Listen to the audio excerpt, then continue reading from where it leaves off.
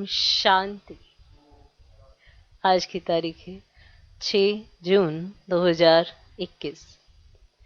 अव्यक्त महावाक्य अव्यक्त बाप दादा रिवाइज कोर्स की मुरली, जिसकी ओरिजिनल डेट है 14 जनवरी 1988। मुरली का सार, उदासी आने का कारण। उदासी आने का कारण छोटी मोटी अवज्ञाएं। उदासी आने का कारण छोटी मोटी अवज्ञाएं। ये जो उदास हो जाते बीच बीच में, उसका कारण छोटी मोटी अवज्ञाएं। अवज्ञाएं होती रहती हैं, इसलिए उदासी आती रहती है। थोड़ी देर खुश रहते हैं, फिर से उदासी छा जाती है। अवज्ञा होती है तो उदासी ठहर जाती है। उदासी आने का कारण छोटी मोटी अवज्ञाएं। आज बेहद के बड़े ते बड़े बाप, ऊंचे ते ऊंच बनाने वाले बाप, चारों ओर के बच्चों में से विशेष आज्ञाकारी बच्चों को देख रहे हैं।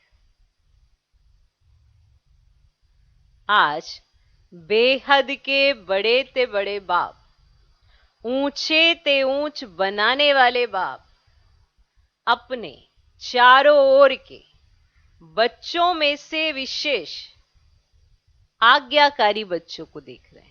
माना सभी बच्चों में से विशेष आज्ञाकारी बच्चों को देख रहे हैं। आज्ञाकारी बच्चे तो सभी अपने को समझते हैं।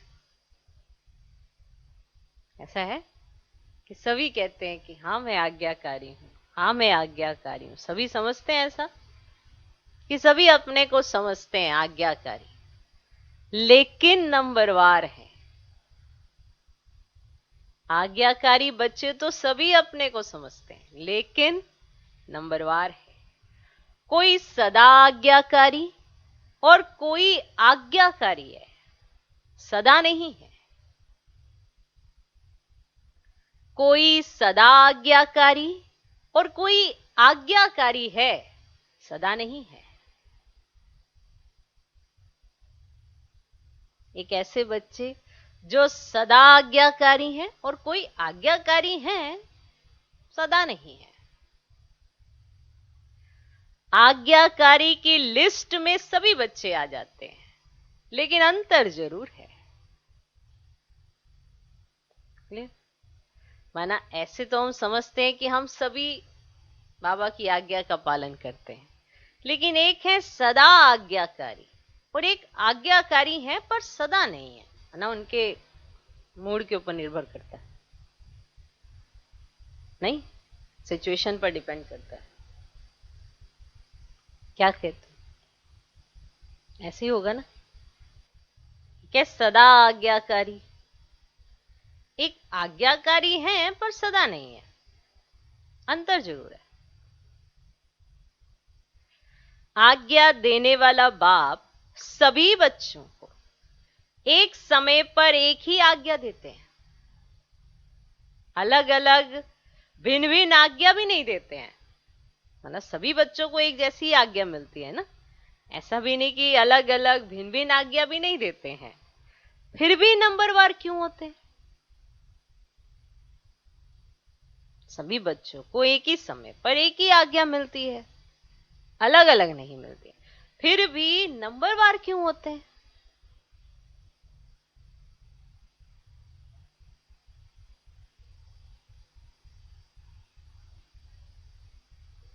क्योंकि अब क्यों होते हैं ये भी जान लें।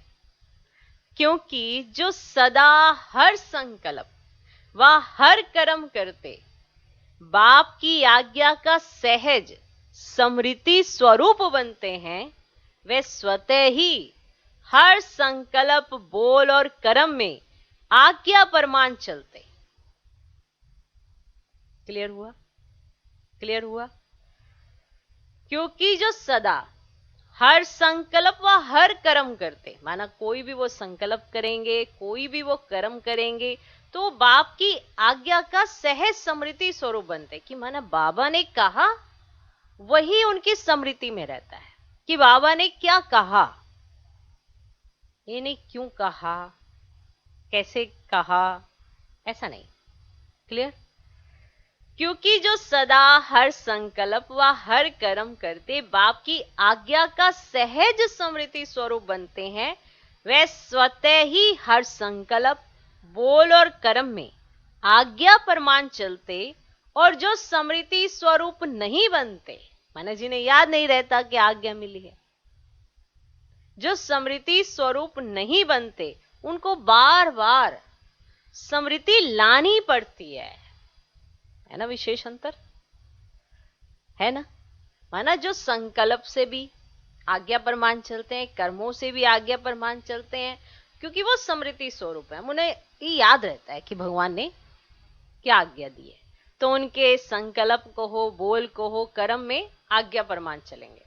और जो स्मृति स्वरूप नहीं बनते, माना याद ही नहीं रखते आज्ञा क्या मिली है, उनको बार बार अपने को स्मृति लानी पड़ती है। अच्छा इस पे ये आज्ञा मिली थी, अच्छा इस पे ये आज्ञा मिली थी, है ना? बहुत मेहनत करके उनको याद आता है, और नेचुरल नहीं चलता कि वो बार बार भूल जाते हैं, क्योंकि वो स्मृति स्वरूप नहीं होते, उनको बार बार अपने को स्मृति लानी पड़ती है।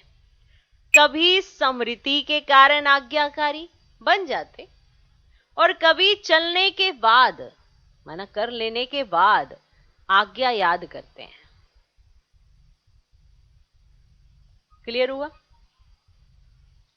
कभी स्मृति के कारण आज्ञाकारी बन जाते, अच्छा याद आ गया, चलो अब माना स्मृति में आ गई वो पॉइंट, तो आज्ञाकारी बन जाते। और कभी चलने के बाद, ओहो इस पे तो ये आज्ञा मिली थी, चलने के बाद, माना कर लेने के बाद आज्ञा याद करते हैं, क्योंकि आज्ञा के स्मृति स्वरूप नहीं, माना जो आज्ञा मिली वो हमारी स्मृति में फिक्स नहीं हुई, उसके हम स्वरूप नहीं बने, इसीलिए या तो कभी याद आ गया तो आज्ञाकारी बन गए, और या फिर कर लेने के बाद याद आता है कि अरे ये तो आज्ञा ऐसे मिली हुई थी।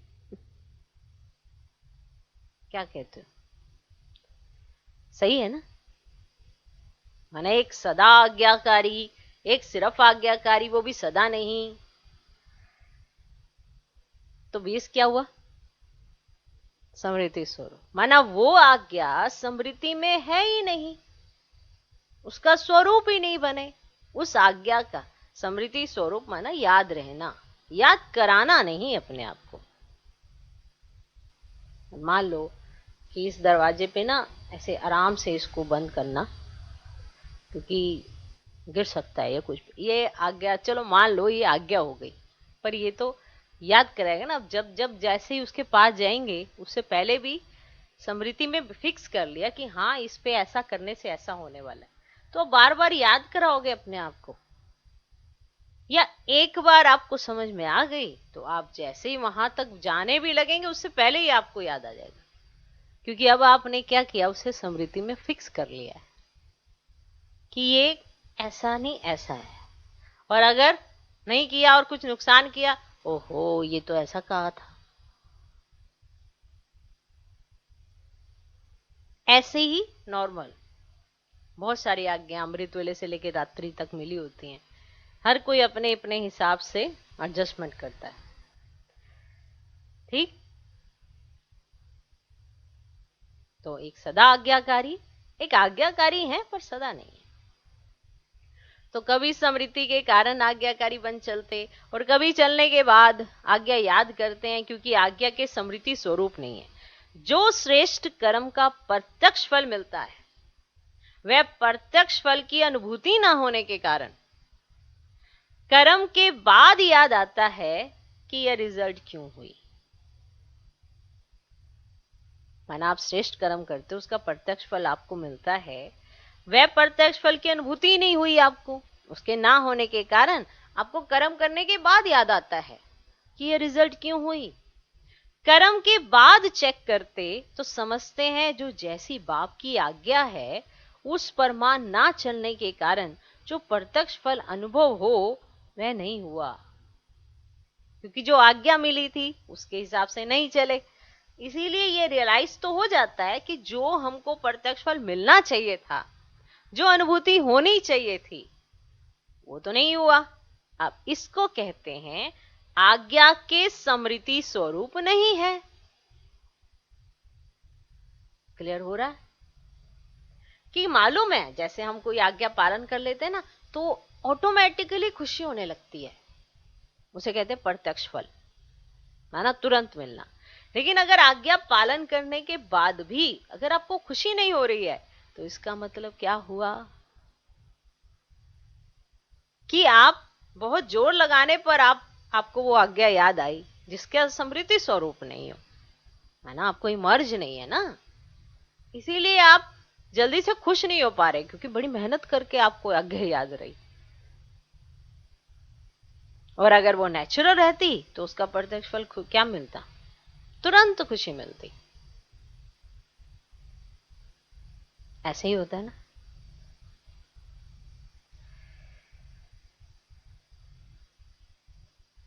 तो प्रत्यक्ष फल की अनुभूति ना होने के कारण कर्म के बाद याद आता है कि यह रिजल्ट क्यों हुई। कर्म के बाद चेक करते तो समझते हैं जो जैसी बाप की आज्ञा है उस पर मान ना चलने के कारण जो प्रत्यक्ष फल अनुभव हो वह नहीं हुआ। इसको कहते हैं आज्ञा के स्मृति स्वरूप नहीं है, लेकिन कर्म के फल को देखकर स्मृति आई। माना जो आज्ञा मिली थी अगर उसको वैसा ही करते तो खुशी प्रत्यक्ष फल के रूप में आती। प्रत्यक्ष फल माना कुछ भी, संतुष्टता भी आ सकती है और अलौकिकता भी आ सकती है, प्रत्यक्ष फल में कुछ भी आ सकता है। लेकिन कर्म करने के बाद आज्ञा याद आई।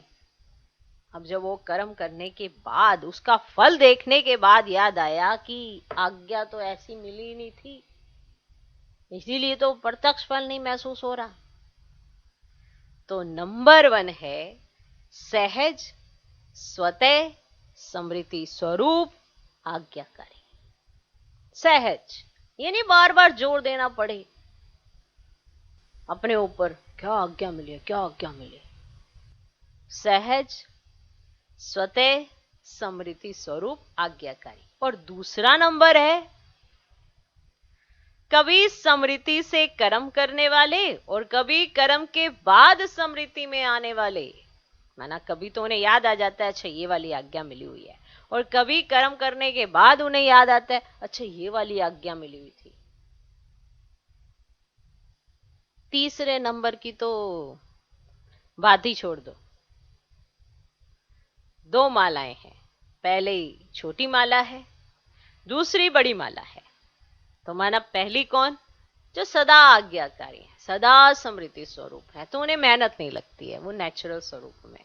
और दूसरे कौन है कि कभी उन्हें याद आ जाता है आज्ञा और कभी वो कर्म का फल देख के उन्हें याद आता है अच्छा ये आज्ञा मिली थी।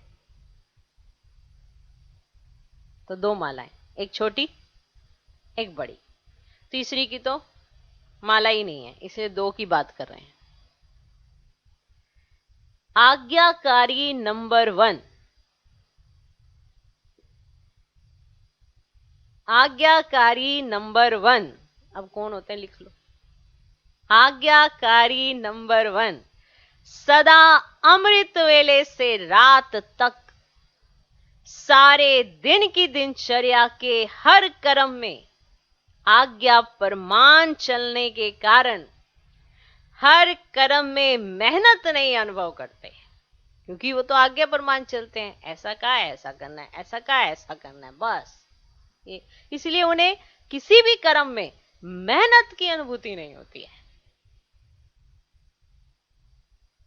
लेकिन आज्ञाकारी बनने का विशेष फल बाप के आशीर्वाद की अनुभूति करते हैं। उन्हें लगता है कि जैसे भगवान हमारे ऊपर ब्लेसिंग ही दिए जा रहे हैं, माना ऐसे ब्लेस्ड फील करते हैं अपने आप को, ऐसा महसूस करते हैं कि हमारे सिर पर जैसे ब्लेसिंग का हाथ है।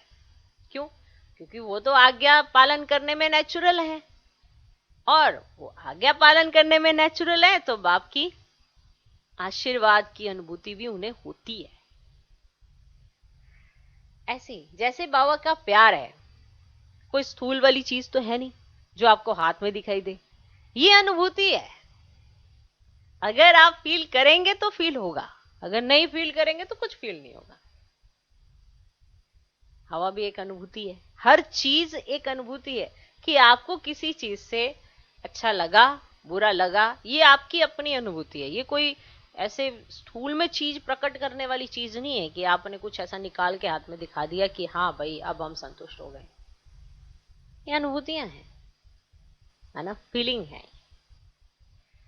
ठीक, तो आज्ञा परमान चलने के कारण हर कर्म में मेहनत नहीं अनुभव करते, लेकिन आज्ञाकारी बनने का विशेष फल बाप के आशीर्वाद की अनुभूति करते हैं।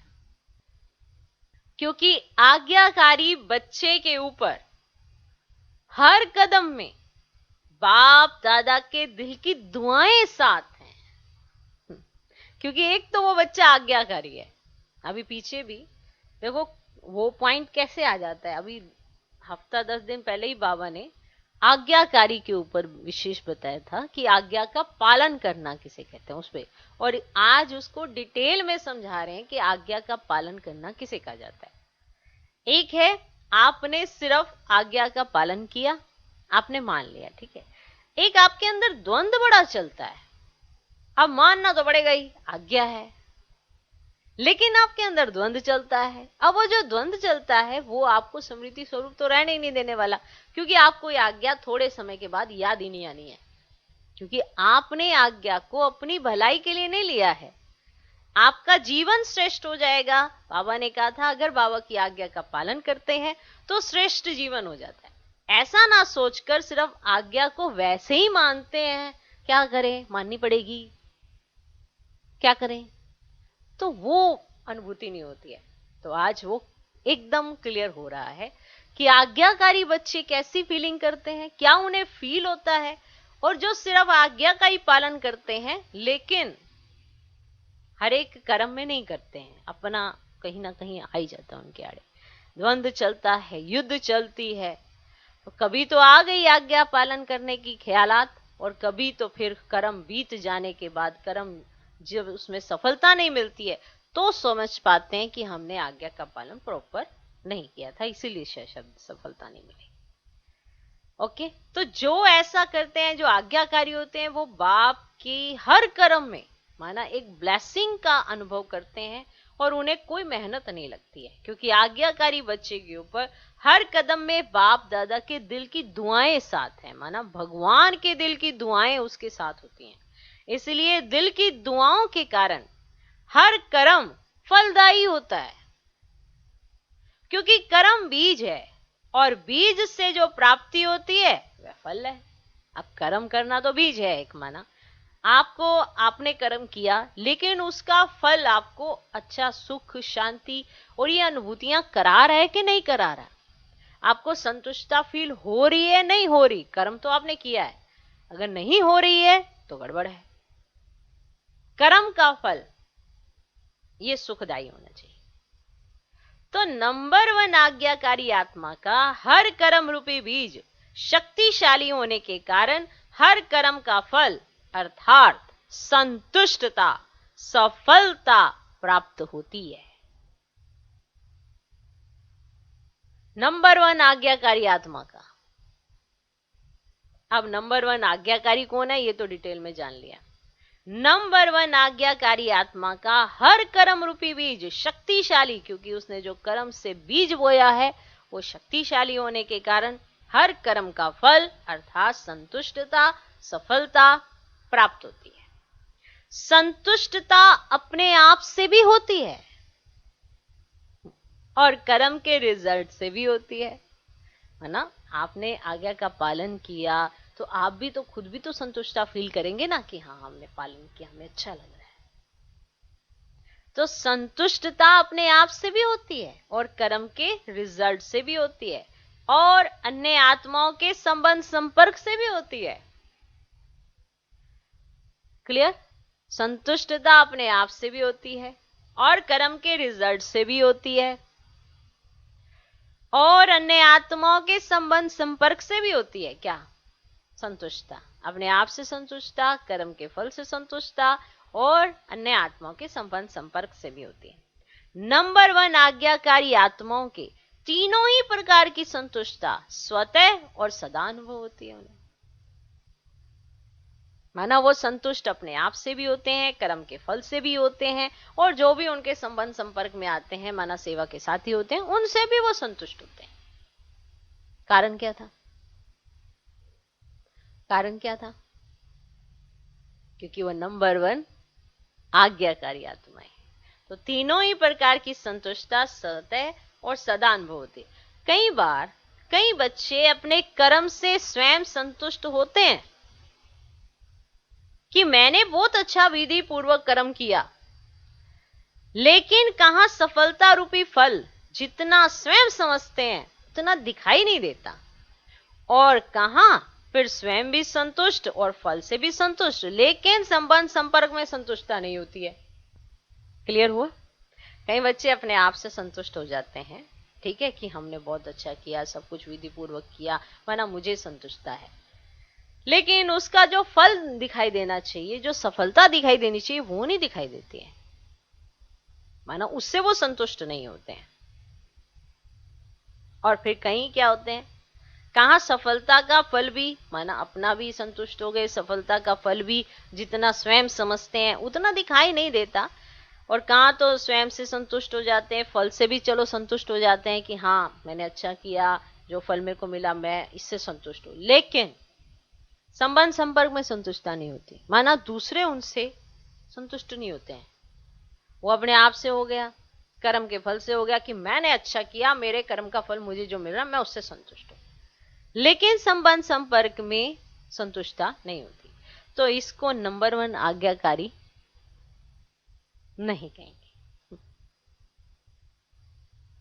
नंबर 1 आज्ञाकारी तीनों ही बातों में संतुष्टता अनुभव करेगा, माना अपने आप में, कर्म के फल से और संबंध संपर्क से।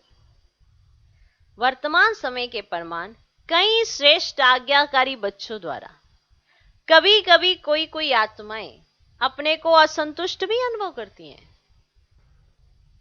वर्तमान समय के प्रमाण कई श्रेष्ठ आज्ञाकारी बच्चों द्वारा कभी कभी कोई कोई आत्माएं, मान लो कि वो श्रेष्ठ आत्माएं हैं, लेकिन जो दूसरी आत्माएं हैं वो उनसे अपने आप ही ऑटोमेटिकली असंतुष्ट अनुभव कर रही हैं। क्लियर समझ में आया? कि वो श्रेष्ठ आज्ञाकारी आत्माएं हैं, लेकिन कभी कभी कोई कोई आत्माएं अपने को असंतुष्ट भी अनुभव करती हैं। आप सोचेंगे ऐसा तो कोई नहीं है जिससे सभी संतुष्ट हो, आप तो यही सोचोगे ना कि ऐसा तो कोई है ही नहीं जिससे सभी संतुष्ट हो, माना वो अपने आप से भी संतुष्ट हो, कर्म के फल से भी संतुष्ट हो, संबंध संपर्क वाले भी उससे संतुष्ट हो। ऐसा तो कहीं नहीं होता कि माना जिससे सारे ही संतुष्ट हो। कोई ना कोई असंतुष्ट हो भी जाते हैं, लेकिन वे कई कारण होते हैं। ठीक, एक है यूनिवर्सल कि सारे उनसे संतुष्ट हैं, एक कोई कोई उनसे असंतुष्ट, माना श्रेष्ठ आत्माओं से कई आत्माएं असंतुष्ट हो जाती हैं। तो वो सोचती है ना कि नहीं भैया इनको भी सर्टिफिकेट नहीं देना, क्योंकि ये भी माना संतुष्ट नहीं कर पाए। कुछ समझ में आया? आ रहा है कि मान लो ये है, ये कहे मैं अपने आप से संतुष्ट, कर्म के फल से संतुष्ट और मेरे द्वारा सारे संतुष्ट, ठीक है। फिर इन एक आधा बीच में ये कहेगा हाँ अब देखा आपने संतुष्ट, ऐसे करते हैं ना।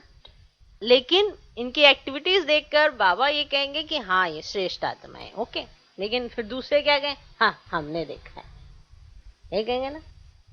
तो कोई ना कोई असंतुष्ट हो भी जाते हैं, लेकिन वे कई कारण होते हैं। मान लो किसी को जेलसी वश हो रहा है, तो वो उसको असंतुष्टता का सर्टिफिकेट दे रहा है, जबकि बाबा तो जानता है कि वो ना उससे जेलसी के कारण असंतुष्ट हुए जा रहा है। उसने नहीं असंतुष्ट किया है, लेकिन दूसरे वाला जेलसी के कारण असंतुष्ट हो रहा है। बात समझ में आई?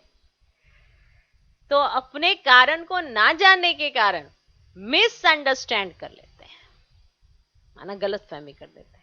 दूसरी बात, अपनी बुद्धि प्रमाण बड़ों से चाहना, इच्छा ज्यादा रखते हैं। अब मान लो दादियां हैं, अब दादियां सबको संतुष्ट करती हैं, फिर भी कहीं ऐसे निकल आएंगे कि नहीं नहीं हमें नहीं संतुष्ट किया दादियों ने, या हमको तो वही बात है कि कहीं अपनी बुद्धि पर माना ये देखना कि इसको तो ये दिया मेरे को ये नहीं दिया, अपनी बुद्धि पर मान। वो बड़ों से चाहना, इच्छा ज्यादा रखते हैं और वह इच्छा जब पूर्ण नहीं होती तो असंतुष्ट हो जाते हैं। अब बात समझ में आई कि आपने कहा कि सभी थोड़ा सबसे संतुष्ट हो सकते हैं, लेकिन उसके भी कई कारण होते हैं अगर वो असंतुष्ट है तो। क्लियर? बात समझ में आ गई कि वो मिसअंडरस्टैंडिंग, क्योंकि वो कारण ही नहीं जानते कि हम किस कारण से असंतुष्ट हैं, और उन्होंने सोचा कि ये असंतुष्टता का सर्टिफिकेट हम तो इनको देते हैं, जबकि वो श्रेष्ठ आत्माएं हैं, बाप दादा उनको सदा आज्ञाकारी की लिस्ट में रखते हैं। तो कई आत्माएं क्या होती हैं, अपनी बुद्धि के प्रमाण बड़ों से चाहना रखती हैं कि अरे मेरे को ये चीज चाहिए थी, मेरे को ये नहीं मिली, इच्छा ज्यादा रखते हैं, और वह इच्छा जब पूर्ण नहीं होती है तो असंतुष्ट हो जाते हैं। तो ये दूसरी बात है। तीसरी बात, कई आत्माओं के पिछले स्वभाव संस्कार और हिसाब किताब के कारण भी जो संतुष्ट होना चाहिए वह नहीं होते। माना दादियां हैं सदा आज्ञाकारी की लिस्ट में, अब दादियों को कौन सा सर्टिफिकेट दोगे? तीनों तरह का ना। लेकिन कुछ आत्माएं ऐसी होंगी जो संतुष्ट उनसे नहीं रह पाती होंगी। उनके ये तीन कारण है, उनके ये तीन कारण है कि उनके अंदर, कई आत्माओं के अंदर पिछले स्वभाव संस्कार और हिसाब किताब के कारण भी जो संतुष्ट होना चाहिए वे नहीं होते। इस कारण नंबर 1 आज्ञाकारी आत्मा का व श्रेष्ठ आत्माओं द्वारा संतुष्टता ना मिलने का कारण होता नहीं है, लेकिन अपने कारणों से असंतुष्ट रह जाते हैं। अब बात समझ में आ गई? ये रही हमारी सदा आज्ञाकारी दादियां, ये है हमारी श्रेष्ठ आत्माएं जिनको सर्टिफिकेट तीनों तरह का देते हैं बाप दादा। फिर भी कुछ ऐसी आत्माएं निकल आएंगी जो कहेंगी कि हम तो असंतुष्ट हैं। आई बात समझ में?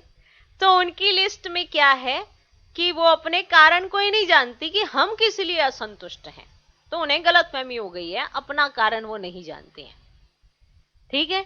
और दूसरा कि वो अपनी बुद्धि प्रमाण उन्होंने बड़ों से चाहना रखी है, उनकी चाहना नहीं पूरी हो रही है, इच्छा पूर्ण नहीं हो रही है, तो वो असंतुष्ट हो गई है।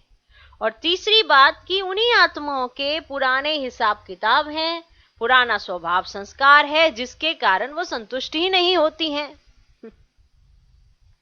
तो इस कारण नंबर 1 आज्ञाकारी आत्मा का व श्रेष्ठ आत्माओं द्वारा संतुष्टता ना मिलने का कारण होता नहीं है, लेकिन अपने कारणों से असंतुष्ट रह जाते हैं। इसीलिए कहां कहां दिखाई देता है कि हरेक से कोई असंतुष्ट है।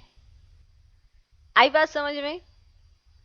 इसीलिए आप कई बार ऐसा कहेंगे कि सब थोड़ा सबसे संतुष्ट हो सकते हैं, लेकिन संतुष्ट कौन नहीं है उसके ये 3 कारण होते हैं कि वो ये नहीं जानते कि हम असंतुष्ट क्यों हैं, और वो ये डाल देते हैं कि इन्होंने तो हमें संतुष्ट किया ही नहीं है, लेकिन उसके ये 3 कारण होते हैं। लेकिन उसमें भी याद होगा दादी हमेशा कहती थी कि 95% लोग आपसे क्या होने चाहिए? संतुष्ट होने चाहिए।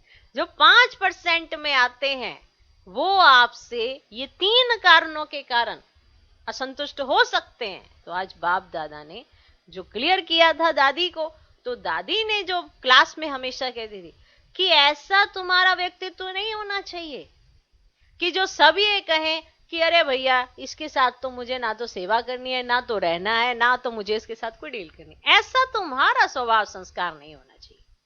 और अगर 100 में से 95 लोग ये सर्टिफिकेट देते हैं कि इनका अच्छा है और 5% ही सिर्फ ये कहते हैं, तो भी आप कौन सी लिस्ट में आएंगे?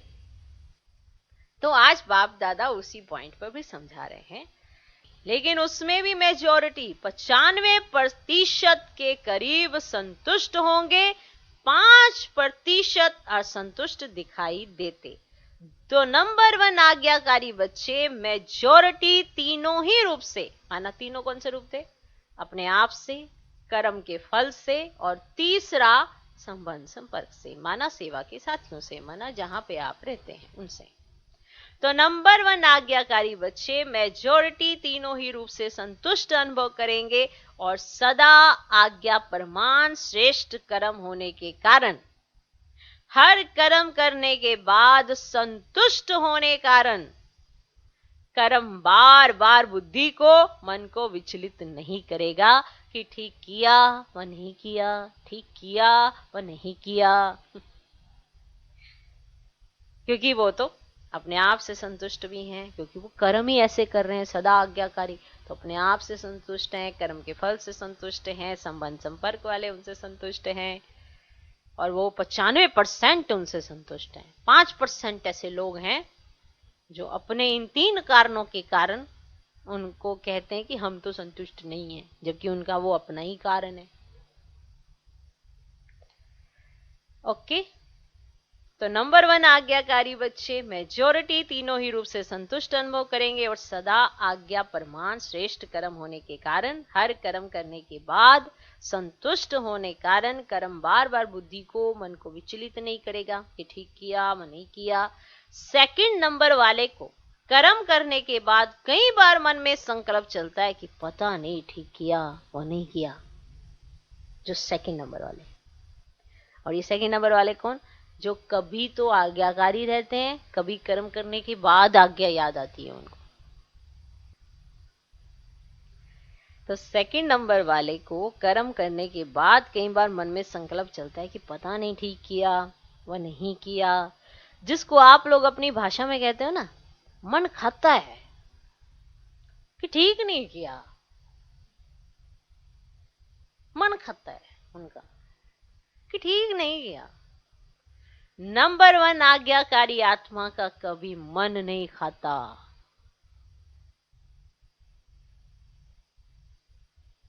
आज्ञा परमान चलने के कारण सदा हल्के रहते, क्योंकि कर्म के बंधन का बोझ नहीं।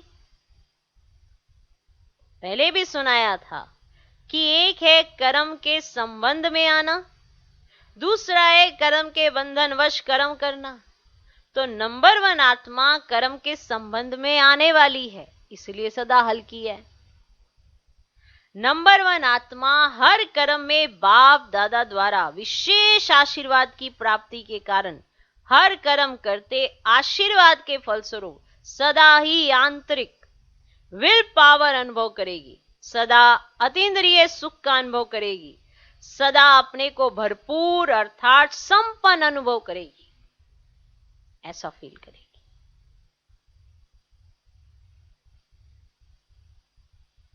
नंबर 1 आत्मा हर कर्म में बाप दादा द्वारा विशेष आशीर्वाद की प्राप्ति के कारण, हर कर्म करते आशीर्वाद के फलस्वरूप, माना आशीर्वाद के रूप में क्या मिलेगा? सदा ही आंतरिक विल पावर अनुभव करेगी। उसको हमेशा अपने अंदर एक क्या मिलेगी? विल पावर, माना एक मजबूती होगी उसके अंदर। सदा अतीन्द्रिय सुख का अनुभव करेगी, सदा अपने को भरपूर अर्थात संपन्न अनुभव करेगी। ये अनुभूतियां उसको होंगी जो नंबर 1 आज्ञाकारी आत्मा होगी। कभी कभी कई बच्चे बाप के आगे अपने दिल का हालचाल सुनाते क्या कहते हैं पता है? कभी हालचाल सुना रहे होते हैं ना अपने दिल का, तो क्या कहते हैं? ना मालूम क्यों आज अपने को खाली खाली समझते हैं, खाली खाली सा लग रहा है, कोई बात भी नहीं हुई है, लेकिन संपन्नता व सुख की अनुभूति नहीं हो रही है। कभी कभी कई बच्चे बाप के आगे अपने दिल का समाचार हालचाल सुनाते क्या कहते हैं? ना मालूम क्यों आज अपने को खाली खाली समझते हैं, कोई बात भी नहीं हुई है, लेकिन संपन्नता व सुख की अनुभूति नहीं हो रही है। कई बार उस समय कोई उल्टा कार्य या कोई छोटी मोटी भूल नहीं होती है, लेकिन चलते चलते अनजान व अलबेलेपन में समय प्रति समय आज्ञा के परमान काम नहीं करते हैं। ये जो छोटी छोटी हल्की हल्की छोटी छोटी सी गलतियां करते हैं, कई बार उस समय कोई उल्टा कार्य या कोई छोटी मोटी भूल नहीं होती है, लेकिन चलते चलते अनजान व अलबेलेपन में समय प्रति समय आज्ञा के फरमान काम नहीं करते। पहले समय की अवज्ञा का बोझ किसी समय अपने तरफ खींचता है, जैसे पिछले जन्मों के कड़े संस्कार, स्वभाव कभी कभी ना चाहते भी अपनी तरफ खींच लेते हैं। ऐसे समय प्रति समय की हुई अवज्ञाओं का बोझ है ना, जो समय प्रति समय ये जो छोटी मोटी अवज्ञाएं होती है उनका बोझ कभी कभी अपनी तरफ खींच लेता है। वह है पिछला हिसाब किताब और यह है वर्तमान जीवन का हिसाब, है ना। ये जो छोटी छोटी गलतियां होती हैं ये वर्तमान जीवन का भी हिसाब साथ में जुड़ जाता है। एक तो पिछला होता है, साथ में एक वर्तमान का हो जाता है। क्योंकि कोई भी हिसाब, चाहे इस जन्म का चाहे पिछले जन्म का, लगन की अग्नि स्वरूप स्थिति के बिना भस्म नहीं होता। अगर वो लगन नहीं है तो कोई भी हिसाब किताब, चाहे आपके पिछले जन्म का चाहे इस जन्म का, लगन की अग्नि स्वरूप स्थिति के बिना भस्म नहीं होता। सदा अग्नि स्वरूप स्थिति अर्थात शक्तिशाली याद की स्थिति, बीज रूप लाइट हाउस माइट हाउस स्थिति सदा ना होने के कारण हिसाब किताब को भस्म नहीं कर सकते। इसीलिए रहा हुआ हिसाब अपनी तरफ खींचता है। उस समय कोई गलती नहीं करते हो कि पता नहीं क्या हुआ, माना उस समय आपको ऐसे याद नहीं आता कि मैंने आज तो कोई गलती भी नहीं की है। अब ये क्या चीज है? हिसाब किताब, जो पिछला जो आपको बोझिल कर रहा है, और वर्तमान का जो गलतियां कर करके आपने और अपने ऊपर चढ़ा लिया। इससे कई बार हमने कहा है पिछला तो हिसाब किताब खत्म नहीं हुआ, नया चढ़ा लिया, नया कुछ ऐसा सोच के अवज्ञाएं करते गए। पिछला मुका नहीं, पिछला तो कर्जा उतारा नहीं, नया ले लिया तो कर्जे से मुक्त कैसे होंगे? अगर कर्जे से मुक्त होना होता है तो नया थोड़ा चढ़ाना होता है। तो बताओ, तो सदा ना होने के कारण हिसाब किताब को भस्म नहीं कर सकते, क्योंकि ये वाली स्थिति नहीं है।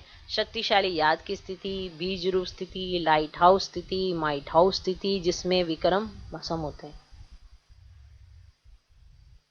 उस समय कोई गलती नहीं करते हो कि पता नहीं क्या हुआ, कभी मन नहीं लगेगा याद में, सेवा में, व कभी उदासी की लहर होगी। माना आज याद में बैठे, याद ही नहीं आ रही सेवा करने, आज तो दिल ही नहीं कर रहा सेवा करने, पता नहीं क्या हो गया। पिछला और वर्तमान का जो भी अवज्ञाएं की हैं उसका बोझा तो सिर पर ही है अभी। समझ आ रही है? तो होगा क्या उसकी रिजल्ट? कभी याद में मन नहीं लगेगा, कभी सेवा में मन नहीं लगेगा, तो कभी उदासी की लहर होगी। एक होता है ज्ञान द्वारा शांति का अनुभव करना, दूसरा होता है बिना खुशी बिना आनंद के सन्नाटे की शांति। ना एक है ज्ञान द्वारा, अरे बाबा क्या माना मेरा जीवन, क्या आपने बना दिया। एक ये वाली आपको खुशी हो रही है, एक ना आराम तो ऐसे बैठ गए, मतलब को समझ नहीं आ रहा, सन्नाटा छाया हुआ है। वो शांति वो भी होती है, शांति वो भी होती है बाबा, एकदम पीस ही पीस, एकदम फीलिंग आ रही है जैसे माना बाबा ने मुझे किसी उसमें फाउंटेन में रख दिया और शांति शांति फील हो रही है और अच्छा लग रहा है। और एक हो रहा है कोई तंग ना करे, कोई बात ना करे मेरे से, भागो यहाँ से, भागो जाओ यहाँ से। मुझे एक ऐसे वाली शांति चाहिए, अकेलापन चाहिए, बिना खुशी बिना आनंद के सन्नाटे की शांति। वह बिना रस के शांति होती है। सिर्फ दिल करेगा कहाँ अकेले में चले जाएं, बैठ जाएं कहीं पहाड़ी पे जाके, बस अकेलापन चाहिए। ऐसा लगता है सारी बातें करने आए जा रहे हैं, खा रहे हैं ना अपने ही संकल्प। सिर्फ दिल करेगा कहाँ अकेले में चले जाएं, बैठ जाएं। ये सब निशानियां है कोई ना कोई अवज्ञा की।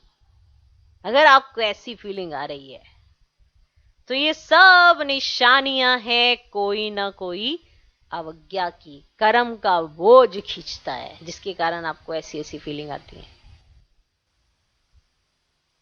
ऐसे कई आत्माएं होती है ना, जैसे डिप्रेस हो जाती हैं, इसी तरह की फीलिंग उन्हीं को आती है। अब ये उनका कर्म का बोझ उनको खींच रहा है, माना जो इस तरह की उनको फीलिंग आ रही है। आज ये विशेष पॉइंट है वैसे कि ये जो उदासी आ जाती है, डिप्रेशन आ जाता है, वो ये नहीं समझ पाते कि ये अवज्ञाओं के कारण हो रहा है। और कारण हम ढूंढ लेते हैं किसी व्यक्ति विशेष, वस्तु, वैभव, कि इसको ये सब मिला, मुझको ये नहीं मिला, यहाँ पार्शियलिटी है, यहाँ ये होता है, वहां वो होता है। ये कुछ भी नहीं है, ये कुछ नहीं है। हमेशा कहा है ये कुछ नहीं है। कोई भी आपको ना आगे ना पीछे कर सकता है। ये आपका खुद का ही चिंतन है, जिसके चलते आप आगे बढ़ते हो, जिसके चलते आप पीछे हटते हो। और ये जो कर लेते हैं, इस तरह की एक्टिविटीज करते हैं, उसका रीजन क्या है? उनके ऊपर अवज्ञाओं का बोझा है।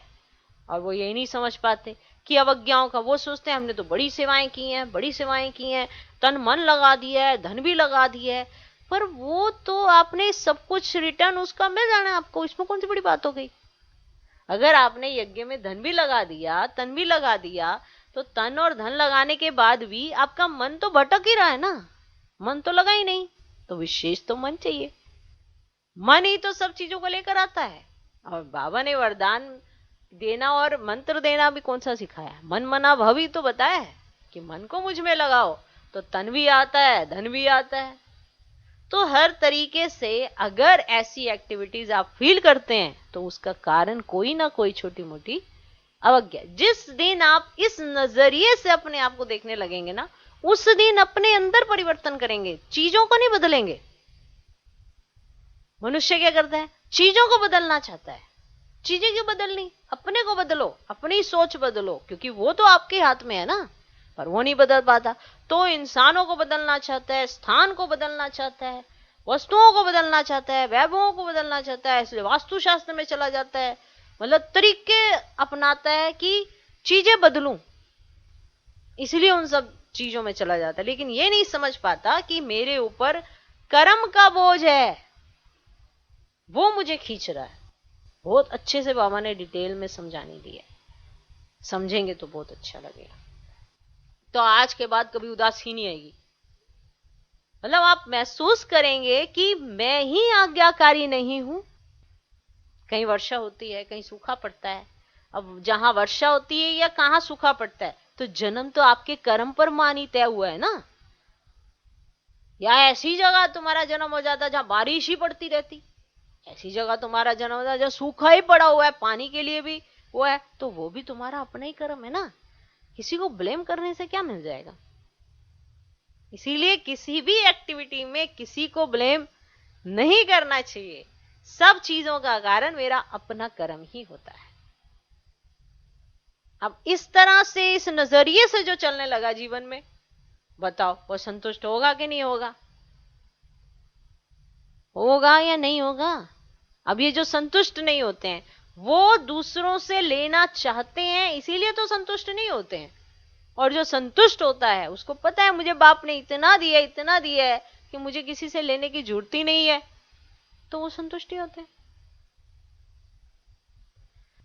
क्लियर? अब उस बोझे का कारण कोई ना कोई अवज्ञा है, जो आपको ऐसी फीलिंग आती है, लॉनली फील होना, लो फील होना। अगर ऐसा फीलिंग आ रही है तो उसका कारण कोई ना कोई छोटी मोटी क्या है? अवज्ञा है। तो अवज्ञा एक होती है पाप कर्म करना व कोई बड़ी भूल करना, और दूसरी छोटी छोटी अवज्ञाएं भी होती हैं। एक अवज्ञा होती है कोई पाप कर्म कर दिया या कोई बड़ी भूल कर दी, और दूसरी छोटी छोटी अवज्ञाएं भी होती हैं। जैसे बाप की आज्ञा है, अब आज्ञा मिली हुई है, अमृत वेले विधि पूर्वक शक्तिशाली याद में रहो। ये क्या है? आज्ञा। क्या मिली है? आज्ञा। अमृत वेले विधि पूर्वक शक्तिशाली याद में रहो। तो अमृत वेले अगर इस आज्ञा पर मान नहीं चलते तो उसको क्या कहेंगे? आज्ञाकारी या अवज्ञा? बताओ। हर कर्म कर्म योगी बनकर कर करो, निमित्त भाव से करो, निर्माण बन के करो, ये आज्ञाएं हैं। बताओ, ये आज्ञा मिली हुई है ना, मिली हुई है ना। हर कर्म कर्मयोगी बन के करो, निमित्त भाव से करो, निर्माण बन करके करो, ये आज्ञाएं हैं। ऐसे तो बड़ी लंबी, माना बहुत बड़ी लिस्ट है, लेकिन दृष्टांत की रीति में सुना रहे हैं, माना एक एग्जाम्पल देकर बता रहे हैं कि ये सब आज्ञाएं हैं, है ना। अब इस आज्ञा का अगर पालन नहीं करते तो फिर क्या कर रहे हैं, अवज्ञा कर रहे हैं ना। दृष्टांत की तरह सुना रहे, दृष्टि वृत्ति सबके लिए आज्ञा मिली हुई है कि आपको दृष्टि कैसे रखनी है, आपको वृत्ति कैसे रखनी है, सबके लिए आज्ञा मिली हुई है। इन सब आज्ञाओं में से कोई भी आज्ञा विधि पूर्वक पालन नहीं करते तो इसको कहते हैं छोटी मोटी अवज्ञाएं। ये खाता अगर जमा होता रहता है तो जरूर अपनी तरफ खींचेगा ना, माना आपने अवज्ञाओं का खाता बढ़ा दिया है, आप अवज्ञाएं किए जा रहे हो, तो आप बताओ ये खाता आपको अपनी तरफ खींचेगा ना। इसीलिए कहते हैं कि जितना होना चाहिए उतना नहीं होता, क्योंकि ये अवज्ञाएं अपनी तरफ आपको खींचती जा रही हैं। इसीलिए आप कई बार भाषा में बोल देते हो कि जितना होना चाहिए ना उतना नहीं होता। जब पूछते हैं ठीक चल रहे हो तो सब कहेंगे हाँ, जैसे ही बाबा पूछते हैं कैसे चल रहे हो, ठीक चल रहे हो, कहेंगे हाँ। और जब कहते हैं कि जितना होना चाहिए उतना है, तो फिर सोचते हैं। इतने इशारे मिलते, नॉलेजफुल होते, फिर भी जितना होना चाहिए उतना नहीं होता। कारण पिछला व वर्तमान बोझ डबल लाइट बनने नहीं देता है। पहले वाला भी हिसाब किताब है सिर पे, और वर्तमान में जो अवज्ञाएं कर रहे हैं उसका भी बोझा सिर के ऊपर है। ये आपको डबल लाइट बनने नहीं देता। कभी डबल लाइट बन जाते, कभी बोझ नीचे ले आता। सदा अतीन्द्रिय सुख व खुशी संपन्न शांत स्थिति अनुभव नहीं करते हैं। बाप दादा के आज्ञाकारी बनने की विशेष आशीर्वाद की लिफ्ट के प्राप्ति की अनुभूति नहीं होती है। इसीलिए किस समय सहज होता, किस समय मेहनत लगती है। नंबर 1 आज्ञाकारी की विशेषताएं स्पष्ट सुनी आपने, स्पष्ट सारी विशेषताएं। बाकी नंबर 2 कौन हुआ जिसमें इन विशेषताओं की कमी है। वह नंबर 2 और तीसरे नंबर माला के हो गए। तो पहली माला में आना है ना, मुश्किल कुछ भी नहीं है। हर कदम की आज्ञा स्पष्ट है, उसी परमान चलना सहज हुआ या मुश्किल हुआ। आज्ञा ही बाप के कदम है, तो कदम पर कदम रखना तो सहज हुआ ना। वैसे भी सभी सच्ची सीताएं हो, सजनियां हो, तो सजनियां कदम पर कदम रखती हैं ना, ये विधि है ना, तो मुश्किल क्या हुआ। बच्चे के नाते से भी देखो, बच्चे अर्थात जो बाप के फुट स्टेप माना पद चिन्ह पर चले, जैसे बाप ने कहा ऐसे किया। बाप का कहना और बच्चों का करना, इसको कहते हैं नंबर 1 आज्ञाकारी। तो चेक करो और चेंज करो।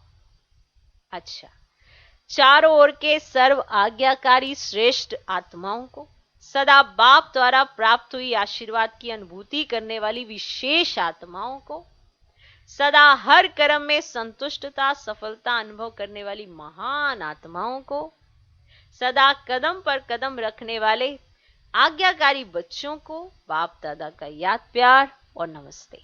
हम रूहानी बच्चों की भी रूहानी बाप दादा को नमस्ते नमस्ते नमस्ते। Good morning good morning good morning.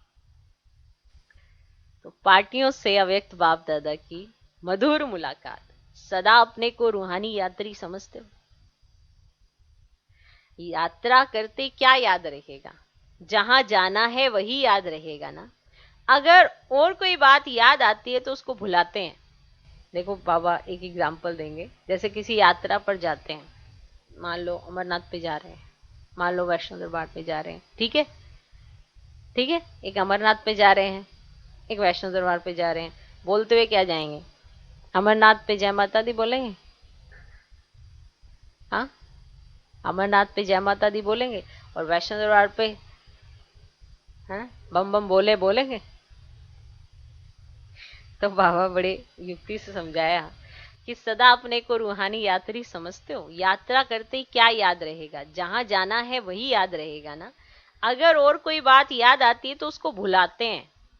अगर कोई देवी की यात्रा पर जाएंगे तो जय माता कहते जाएंगे। अगर कोई और याद आएगी तो अच्छा नहीं समझते हैं। एक दो को भी याद दिलाएंगे, जय माता दी याद करो। घर को व बच्चे को याद नहीं करो, माता को याद करो।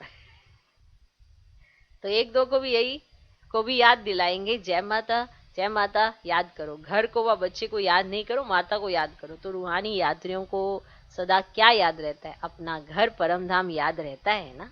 वहां ही जाना है तो अपना घर और अपना राज्य स्वर्ग दोनों याद रहता है, या और बातें भी याद रहती हैं? पुरानी दुनिया तो याद नहीं आती है ना। ऐसे नहीं यहां रहते हैं तो याद आ जाती है।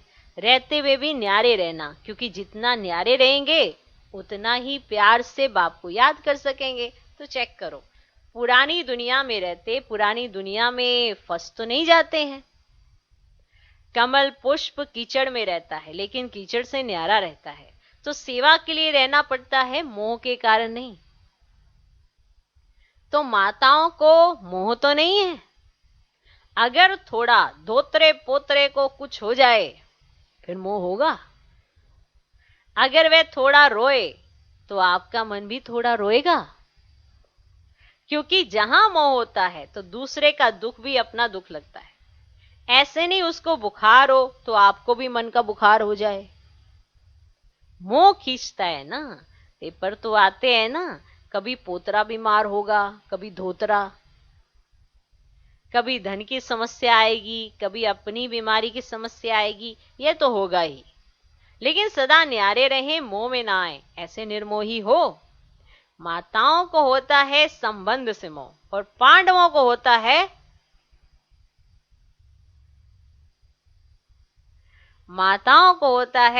संबंध से मोह, और पांडवों को होता है पैसे से मोह। पैसा कमाने में याद भी भूल जाएगी। शरीर निर्वाह करने के लिए निमित्त काम करना दूसरी बात है, लेकिन ऐसा लगे रहना जो ना पढ़ाई याद आए ना याद का अभ्यास हो, उसको कहेंगे मोह। निमित्त मात्र शरीर निर्वाह के लिए आप धन कमा रहे हो, एक अलग बात है। लेकिन आप इतना फंस गए उसमें टू मच, ना तो आपको पढ़ाई याद आ रही है, ना आप मुरली सुनते हो, ना मुरली पर अटेंशन देते हो, और ना ही कोई याद का अभ्यास करते हो। तो ये है पांडवों का धन से फिर मोह। अगर वो मुरली नहीं सुनते हैं ध्यान से और पढ़ाई नहीं करते हैं, याद नहीं करते हैं, तो याद का अभ्यास ही नहीं करते, तो यह है मोह। तो मोह तो नहीं है ना। जितना नष्ट हुआ होंगे उतना ही समृद्धि स्वरूप होंगे। कुमारों से मुलाकात, कमाल करने वाले कुमार हो ना, क्या कमाल दिखाएंगे? सदा बाप को प्रत्यक्ष करने का उमंग तो रहता ही है, लेकिन उसकी विधि क्या है? आजकल तो यूथ के तरफ सबकी नजर है। रूहानी यूथ अपने मनसा शक्ति से, बोल से, चलन से ऐसे शांति की शक्ति अनुभव कराए जो वह समझे कि यह शांति की शक्ति से क्रांति करने वाले हैं। जैसे जिस्मानी यूथ की चलन और चेहरे से जोश दिखाई देता है ना, देखकर ही पता चलता है कि यह यूथ है। ऐसे आपके चेहरे और चलन से शांति की अनुभूति हो, इसको कहते हैं कमाल करना। हर एक के वृत्ति से वाइब्रेशन आए। जैसे उन्हों के चलन से, चेहरे से वाइब्रेशन आता है कि ये हिंसक वृत्ति वाले हैं, ऐसे आपके वाइब्रेशन से शांति की किरणें अनुभव। ऐसी कमाल करके दिखाओ। कोई भी क्रांति का कार्य होता है तो सबका अटेंशन जाता है ना। ऐसे आप लोगों के ऊपर सबका अटेंशन जाए, ऐसी विशाल सेवा करो, क्योंकि ज्ञान सुनाने से अच्छा तो लगता है, लेकिन परिवर्तन अनुभव को देखकर अनुभवी बनते हैं। ऐसी कोई न्यारी बात करके दिखाओ। वाणी से तो माताएं भी सेवा करती हैं, निमित्त बहनें भी सेवा करती हैं, लेकिन आप नवीनता करके दिखाओ जो गवर्नमेंट का भी अटेंशन जाए। जैसे सूर्य उदय होता है तो स्वतः ही अटेंशन जाता है ना, रोशनी आ जाती है, रोशनी आ रही है, ऐसे आपकी तरफ अटेंशन जाए। समझा आज का वरदान? थकी व तड़पती हुई आत्माओं को सिद्धि देने वाले खुदाई खिदमतगार भव। थकी व तड़पती हुई आत्माओं को, थकी हुई आत्माएं, तड़प रही आत्माएं, थकी व तड़पती हुई आत्माओं को सिद्धि देने वाले खुदाई खिदमतगार भव। थकी व तड़पती हुई आत्माओं को सिद्धि देने वाले खुदाई खिदमतगार भव। आत्माओं की बहुत समय से इच्छा व आशा है निर्वाण व मुक्ति धाम में जाने की। इसके लिए ही अनेक जन्मों से अनेक प्रकार की साधना करते करते थक चुकी हैं। अभी हर एक सिद्धि चाहते हैं, ना कि साधना। सिद्धि अर्थात सदगति। तो ऐसी तड़पती हुई थकी हुई प्यासी आत्माओं की प्यास बुझाने के लिए आप श्रेष्ठ आत्माएं अपने साइलेंस की शक्ति व सर्व शक्तियों से 1 सेकंड में सिद्धि दो, तब कहेंगे खुदाई खिदमतगार। आज का स्लोगन, कमजोर संस्कार ही माया के आने का चोर गेट है। अब ये गेट बंद करो। कमजोर संस्कार ही माया के आने का चोर गेट है। अब ये गेट बंद करो। ओम शांति, ओम शांति।